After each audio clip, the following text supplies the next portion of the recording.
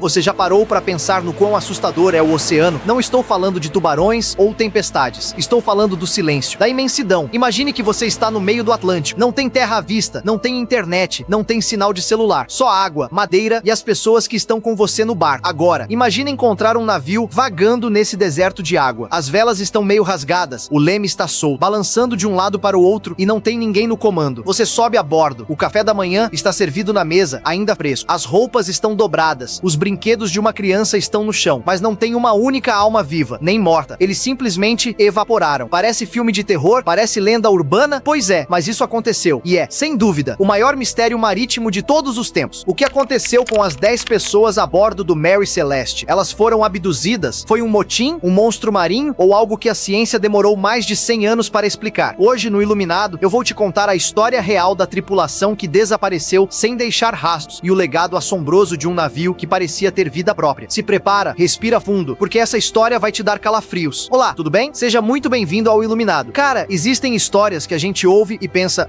isso é aumento, é conversa de pescador. Mas o caso do Mary Celeste é diferente. Ele é documentado, tem inquérito policial, tem diário de bordo e tem um final que ninguém conseguiu explicar com 100% de certeza até hoje. Antes de a gente mergulhar nesse mistério, eu queria pedir rapidinho a sua inscrição. Sério, esse canal tá crescendo. A gente tá construindo uma comunidade incrível aqui de pessoas curiosas, inteligentes, que gostam de ir a fundo nos mistérios. E você faz parte disso. Então clica no botão, ativa o sininho, porque toda semana eu vou trazer algo que vai explodir sua mente. Fechado? Bora lá. Para entender o pesadelo, a gente precisa conhecer quem viveu ele. Porque não eram só nomes num papel, eram pessoas. Tudo começa com um homem chamado Benjamin Briggs. Ele não era um aventureiro maluco, pelo contrário. Briggs era um capitão experiente, respeitado, um homem de família, religioso e abstêmio, ou seja, ele não bebia álcool. Isso é um detalhe importante. Guarda essa informação. Em novembro de 1872, o capitão Briggs estava radiante. Ele ia comandar o navio Mary Celeste numa viagem comercial de Nova York até Gênova, na Itália. E olha que cenário perfeito. Ele decidiu levar a família junto. A esposa dele, Sarah Briggs, que era descrita como uma mulher doce e apaixonada pelo marido, e a filhinha deles, a pequena Sofia, de apenas 2 anos de idade. Imagina a cena, uma família feliz, pronta para cruzar o oceano, levando junto brinquedos, roupas bonitas e até um piano melódico para Sarah tocar durante a viagem. Parecia a viagem dos sonhos. Além da família Briggs, o navio levava uma tripulação de 7 marinheiros. Eram homens de confiança, escolhidos a dedo pelo próprio capitão. Alemães, dinamarqueses, americanos. Gente que sabia o que estava fazendo. O Mary Celeste zarpou de Nova York no dia 7 de novembro de 1872. A carga, 1.701 barris de álcool industrial cru, etanol puro. Uma carga perigosa, volátil, mas que valia muito dinheiro. Eles saíram do porto, deram tchau para a Estátua da Liberdade, que aliás ainda nem estava pronta naquela época, mas você entendeu a ideia, e sumiram no horizonte. Essa foi a última vez que o mundo viu Benjamin, Sarah, a pequena Sofia e aqueles 7 marinheiros. Corta para quase um mês depois, dia 4 de dezembro de 1872. Estamos no meio do Atlântico, entre os Açores e a costa de Portugal. Um outro navio, chamado Dei Gratia, estava navegando por ali. O capitão desse navio, David Morehouse, era amigo do capitão Briggs. Eles tinham jantado juntos em Nova York antes de partirem. Morehouse conhecia o Mary Celeste. De repente, o vigia do Dei Gratia grita: "Navio à vista." Morehouse pega a luneta. Ele reconhece as linhas do navio. Era o Mary Celeste, mas tinha algo muito errado. O navio estava navegando de um jeito estranho, meio bêbado, zigue-zagueando com o vento. As velas estavam mal ajustadas, algumas rasgadas. E o mais bizarro, o convés estava vazio. Ninguém no leme, ninguém vigiando. Morehouse mandou sinais. Nenhuma resposta. Ele mandou buzinas. Silêncio. Preocupado, ele mandou uma pequena equipe num bote para abordar o Mary Celeste e ver se precisavam de ajuda. E aqui, meus amigos, é onde a história vira um roteiro de filme de terror psicológico. O imediato do Dei Gratia, Oliver Deveau, foi o primeiro a pisar no convés. A primeira coisa que ele notou foi o silêncio. Não o silêncio de paz, mas aquele silêncio de cemitério. Só o som das ondas batendo no casco e da madeira rangendo. Ele chamou pelo capitão Briggs. Ninguém respondeu. Ele desceu para a cabine principal. E o que ele encontrou lá deixou todo mundo confuso por décadas. Não havia sinais de luta. Não tinha sangue. Não tinha marcas de tiros ou espadas. Nada estava quebrado ou revirado como se tivesse acontecido uma batalha. Na cabine do capitão, os itens pessoais estavam lá. As roupas da Sarah estavam no lugar. O brinquedo da pequena Sofia estava em cima da cama. Havia comida na despensa para 6 meses. Água potável de sobra. Mas e as pessoas? Onde estavam as 10 pessoas? O diário de bordo estava na mesa do capitão. A última anotação tinha sido feita no dia 25 de novembro, às 8 da manhã, 9 dias antes de eles serem encontrados. Na anotação, tudo parecia normal. Eles estavam perto da ilha de Santa Maria, nos Açores. Mas o navio foi encontrado a centenas de milhas de distância dali. Ou seja, o Mary Celeste navegou sozinho, como um fantasma, por 9 dias e 9 noites. Agora, presta atenção nos detalhes que a equipe de resgate encontrou, porque são as pistas desse quebra-cabeça. Primeiro, o único bote salva-vidas do navio tinha sumido. Segundo, uma corda grossa estava amarrada na popa, a parte de trás do navio, e a ponta dela estava na água, arrebentada, como se algo tivesse sido arrastado e a corda estourou. Terceiro, as janelas da cabine estavam abertas e tapadas com lona e madeira, como se quisessem ventilar o local desesperadamente. Quarto, no porão havia quase 1 metro de água. É água? É, mas para um navio daquele tamanho, 1 metro de água no fundo não é nada. Ele não estava afundando, ele estava perfeitamente capaz de navegar. Então a pergunta que fica martelando na cabeça é: por que um capitão experiente, com sua esposa e filha bebê, abandonaria um navio sólido, cheio de comida e água, para entrar num bote minúsculo no meio do oceano? O que poderia ter assustado esses homens a ponto de eles preferirem a morte quase certa num bote do que ficar a bordo? O capitão Morehouse do Dei Gratia decidiu rebocar o Mary Celeste até Gibraltar, para entregar o navio às autoridades e, claro, receber a recompensa pelo salvamento. É a lei do mar. Mas quando eles chegaram lá, em vez de serem tratados como heróis, eles foram tratados como suspeitos. O procurador-geral da época, um cara chamado Frederick Solly Flood, colocou na cabeça que aquilo era um crime. Ele olhou para a tripulação do Dei Gratia e pensou: é muito conveniente vocês encontrarem o navio dos amigos de vocês vazio, não é? A teoria dele: os tripulantes do Dei Gratia teriam matado todo mundo no Mary Celeste para ficar com a carga e o navio. Mas essa teoria caiu por terra rápido. Não tinha sangue, não tinha sinal de violência, e o Mary Celeste era mais rápido que o Dei Gratia. Eles não teriam conseguido alcançar o navio para atacar. Então começaram a surgir outras teorias. E cara, a imaginação humana não tem limites. Falaram de piratas. Mas piratas roubam, certo? O dinheiro do capitão e as joias da Sarah estavam lá, intactos. Piratas muito educados esses, que não levaram nada. Falaram de motim. A tripulação teria se rebelado, matado a família Briggs e fugido no bote. Mas lembra que eu falei? A tripulação era de confiança. Eram pais de família, homens com carreiras sólidas. E de novo, sem sinais de luta. Se houve um motim, foi o motim mais limpo e silencioso da história. Aí entramos no terreno do sobrenatural. Jornais da época começaram a especular sobre lulas gigantes, o famoso Kraken. Disseram que um monstro marinho poderia ter atacado o navio e puxado as pessoas, mas deixado o barco inteiro. Convenhamos, improvável, mas na época, sem internet para checar fatos, o povo acreditava. Falaram até de abdução alienígena ou de que o navio entrou num vórtice do tempo. O Mary Celeste virou a história favorita de quem amava um mistério. Até o Arthur Conan Doyle, o criador do Sherlock Holmes, escreveu um conto sobre o navio, mudando um pouco o nome para Marie Celeste e adicionando detalhes falsos que muita gente acha que são verdade até hoje, como xícaras de chá ainda quentes na mesa. Isso foi ficção, galera. A realidade foi fria e vazia, mas existe uma teoria que a ciência moderna e os historiadores consideram a mais provável. E ela tem a ver com aquela carga perigosa que eu falei no começo. Lembra dos 1.701 barris de álcool? Quando o navio foi inspecionado em Gibraltar, descobriram que 9 barris estavam vazios, mas eles não estavam furados. Eles estavam intactos, mas vazios. O álcool tinha evaporado através da madeira. O álcool industrial, quando esquenta e balança no mar, libera vapores, gases altamente explosivos. A teoria mais aceita hoje é a seguinte: o Mary Celeste enfrentou um mar agitado. O balanço fez com que esses barris liberassem uma quantidade absurda de gás alcoólico no porão. Imagina você lá, o cheiro de álcool sobe, forte, sufocante. De repente, uma pequena explosão acontece, ou talvez apenas o som de uma pressão escapando. Bum! As tampas do porão voam. O capitão Briggs, preocupado com a segurança da esposa e da filha, pensa: o navio vai explodir, a carga vai pelos ares agora. Não dá tempo de pensar. É pânico puro. Ele ordena o abandono imediato. Todos para o bote. Agora, eles descem o bote às pressas. Eles não pegam comida, não pegam bússola, não pegam nada. Eles só querem sair de perto daquela bomba relógio flutuante. Mas Briggs é esperto. Ele não quer ficar à deriva para sempre. Ele amarra o bote no navio com aquela corda grossa que foi encontrada arrebentada. O plano era: vamos ficar no bote a uma distância segura. Se o navio explodir, estamos salvos. Se não explodir e os gases dissiparem, a gente volta. Só que aí entra o destino cruel. O vento mudou. O mar ficou violento de repente. O Mary Celeste, mesmo sem ninguém no leme, pegou vento nas velas. Ele deu um tranco para frente. A corda, esticada ao máximo, não aguentou o peso do bote cheio de gente contra a força de um navio. Clack! A corda arrebenta. E aí vem o horror. A família Briggs e a tripulação, dentro daquele barquinho minúsculo, veem o Mary Celeste se afastando. O navio não explodiu. Os gases saíram pelas escotilhas abertas. O navio estava seguro, mas eles ficaram para trás. Imagine o desespero do capitão Briggs vendo seu navio, sua casa, sua salvação, se afastando no horizonte, navegando sozinho, enquanto ele segura sua esposa e sua filha no meio do Oceano Atlântico, sem água, sem comida e sem proteção. Eles ficaram ali, vendo a única chance de sobrevivência sumir na neblina. Ninguém sabe quanto tempo eles sobreviveram. Pode ter sido horas, pode ter sido dias, fome, sede, hipotermia ou uma onda maior. O fim foi inevitável. Nunca encontraram o bote, nunca encontraram os corpos. O oceano engoliu o segredo deles para sempre. O Mary Celeste continuou sua vida, mas ficou marcado como um navio amaldiçoado. Ninguém queria navegar nele. Dizia-se que ele trazia má sorte. Ele mudou de donos 17 vezes nos anos seguintes. Ele encalhou, pegou fogo e finalmente, em 1885, um dono tentou afundar o navio de propósito para dar um golpe no seguro. Parece que o navio atraía desgraça, mas o que fica dessa história não é o navio, é a imagem daquele momento. O momento em que a corda quebra, a fragilidade da vida humana diante da natureza. Um capitão experiente tomou uma decisão para salvar sua família de uma explosão, e essa decisão acabou sendo a sentença de morte deles. Se tivessem ficado a bordo, todos teriam chegado à Itália sãos e salvos. É uma ironia cruel, não é? O medo da morte foi o que causou a morte. O mistério do Mary Celeste completou 150 anos, e ainda hoje ele fascina, porque ele toca no nosso medo mais primitivo, o medo de ser deixado para trás, o medo do desconhecido. Agora, eu quero saber a sua opinião. Você compra essa teoria da explosão dos gases? Ou você acha que tem algo mais sinistro nessa história? Será que foi algo que a gente nem consegue imaginar? Comenta aqui embaixo. Eu leio todos os comentários de verdade. Quero ver quem tem a teoria mais criativa ou a mais assustadora. E olha, se você chegou até aqui, muito obrigado, de verdade. Você não é só um número, você é parte do começo da história do Iluminado. A gente tá trabalhando duro para trazer roteiros densos, bem pesquisados e com essa qualidade para você. Então, por favor, deixa o like, se inscreve no canal e compartilha esse vídeo com aquele amigo que adora um mistério. Isso ajuda demais a gente a continuar. Esse é o canal Iluminado e eu te vejo no próximo mistério. Fui!